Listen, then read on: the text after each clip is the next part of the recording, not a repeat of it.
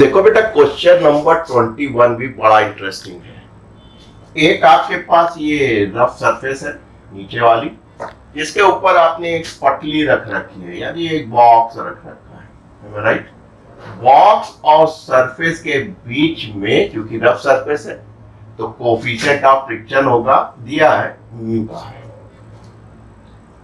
Box पटली जिसको आप कह रहे हैं उसका मास स्मॉल एम है। इसके ऊपर एक हमारे विनोद बाबू खड़े हुए हैं जिनका मास कैपिटल एम है। ये रस्सी को पकड़े हुए हैं, राइट।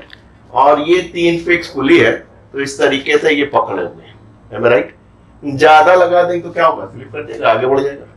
तो वर्मा सर पूछ रहे हैं कि मैक्सिमम टेंशन इस पे कितना होगा, राइट।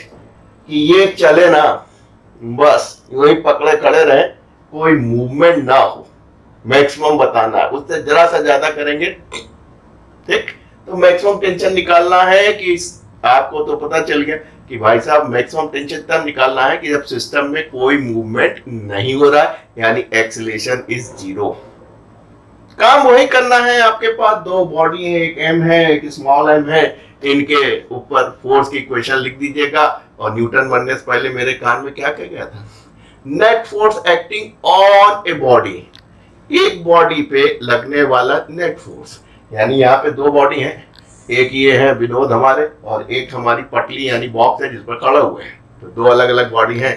तो force acting on a body equal to product of its mass and acceleration. और चूंकि एक्सीलरेशन है नहीं, केवल उतना ही फोर्स लगाना कि एक्सीलरेट ना करे, बस बना रहे, जरा ज्यादा हुआ ठीक। तो ऐसी स्थिति में मास इंटू एक्सीलरेशन 0 होगा। तो आप समझ गए कि नेट फोर्स जो है वो 0 करना है। आइए देखते हैं कौन कौन से फोर्स है। और एक खासियत खुसूसियत देखिएगा कि एक ऐसा फोर्स होता है जो आपको दिखता नहीं, वही आपको समस्या करता है। तो आप जान गए कि भाई साहब ये जो टी है यही हमको निकालना है। देखिए कितना मॉइस्चर हो रहा है, पेन नहीं चल रहा है। होगा क्या, सबसे पहले हम गए कहीं धरती माता खींच रही, किनको, विनोद को। तो ये एम जी यहां लगेगा। इस फोर्स का न्यूटन थर्ड लॉ से एक रिएक्शनरी फोर्स आएगा। क्या आएगा, जब ये इस पे लगा रहे पटली पे यानी बॉक्स पे, तो ये रिएक्शन फोर्स ये आ गया। साथ में ये mg है, नीचे आ रहा है, जैसे कि हमने आपको हमेशा बताया कि ये नीचे आ रहा है, तो क्या होगा, एक टेंशन जो है ऊपर की तरफ लगेगा। अगर हम इसको खींचेंगे, समझो ये आपका वायर है, ये डोरी है, रोप है, इसको आप खींचेंगे तो ये रुकी हुई है, तो क्या होगा, एक टेंशन इधर लगेगा। इनके फोर्स हो गए। अब आइए इन पे देखिए, ये स्मॉल m है, ये कोफिशिएंट ऑफ फ्रिक्शन है, इसके बीच में इसको इधर लिख रहा है। तो इनमें भी mg, धरती माता इनको छोड़ेंगे नहीं, कहीं बेटा तुम भी चलो, तुम भी चलो। इसका क्या होगा, यही वाली सरफेस क्या आएगी, एक रिएक्शनरी फोर्स लगाएगी R1। बस आपको हमने कहा था एक फोर्स नहीं दिखता, वो दिखा देता हूं। क्या नहीं दिखता, ये वाला फोर्स जनरेट हुआ है, हालांकि इसकी वजह से हुआ है। तो इसका रिएक्शन ये है, इसका रिएक्शन ये है, इनका रिएक्शन क्या है, ये भी तो फोर्स है, इसका भी तो रिएक्शन आएगा। लाल वाला पेन कहाँ है, गणपत, ये।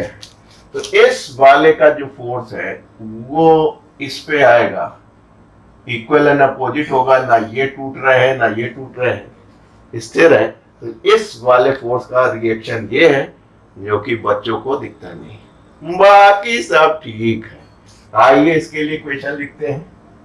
फॉर मेन, यानी कि इस केजी के लिए, एम के लिए, क्योंकि एक्सीलरेशन है नहीं तो नेट फोर्स 0 है। जितना नीचे लग रहा force acting on a body, तो फोर्स एक्टिंग कौन कौन से है, एक ये है, एक देखिए ये है, टच है, और ये वाला रिएक्शनरी फोर्स इसके ऊपर लग रहा है।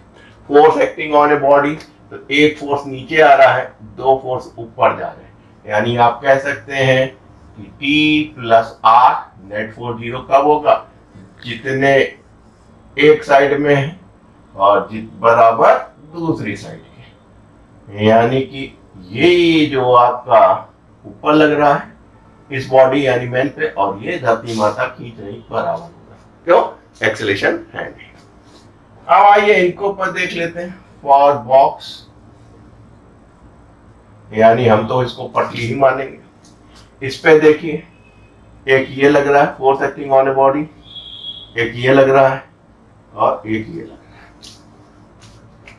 3 फोर्स लग रहा है। ठीक, नेट फोर्स 0 है, यानी कि अपोजिट एंड इक्वल होना चाहिए। ये इधर लग रहा है, ये इसके बराबर है। तो आपने कहा सर जो R1 है वो बराबर किसके हो जाएगा, R प्लस एम।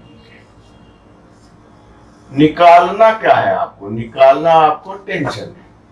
तो जाहिर सी बात है, जब ये खींचोगे इसका अपोजिट इसमें आएगा, इसका अपोजिट इधर आएगा और इस अपोजिट का एक फोर्स ये आएगा। बंधे एक डोरी से, कहाँ गई मेरी माला, ये बंधे एक डोरी से। तो अगर एक डोरी है, चाहे कैसा भी अरेंजमेंट हो आपके पास, जब टेंशन होगा, मूवमेंट नहीं हो रहा है, तो एक ही सा टेंशन होगा। ये आपको दिख रहा है और समझ में भी आ रहा है। ठीक, वो किसके बराबर होगा, ये वाला टेंशन। आपने कहा ये फ्रिक्शनल फोर्स होगा। किस किस के बीच में लग रहा है बेटा, बॉक्स और इस सरफेस के बीच में लग रहा है। यानी कि इसका जो म्यू होगा गिवन है, और ये जो रिएक्शनरी फोर्स है सरफेस वाला, इसके बराबर होगा। बस काम बन गया। तो आपने कहा ये स्टेबल है, चल नहीं रहा है, इसका मतलब जो टेंशन है वो किसके बराबर है, फ्रिक्शनल फोर्स के। तभी तो मूवमेंट नहीं कर रहा, जितना इधर लग रहा उतना इधर लग रहा है, इसलिए कोई मोशन नहीं हो रहा है। और ये बराबर है म्यू R1 के। सवाल हल नहीं है, टेंशन निकालना था, म्यू मालूम था, R1 की जगह आप क्या लिख सकते हैं, R प्लस mg। R मालूम नहीं था, यहां से रख लीजिए, तो ये बराबर हो जाएगा mg माइनस टी। इधर ले आइए, इतना समझ रहे बेटा विनोद। बस आपको टी निकालना था। हमारे मास्टर साहब कह गए थे, क्या कह गए थे, कि जो निकालना हो लेफ्ट हैंड साइड में ले आना। तो ये हो गया mu mg minus mu T plus mu G. T को इधर ले आइए, तो आपने कहा टी माइनस म्यू टी, यहां से म्यू और जी कॉमन ले लीजिए, तो यहां से बचेगा स्मॉल नहीं कैपिटल, और यहां से बचेगा स्मॉल।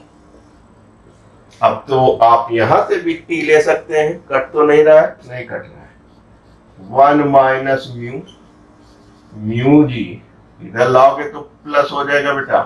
अभी अभी सो के उठा हूं, इसलिए टेंशन निकालना था। तो ये अपॉन नीचे क्या हो जाएगा, 1 प्लस म्यू हो जाएगा। तो देखिए कितना आसान था।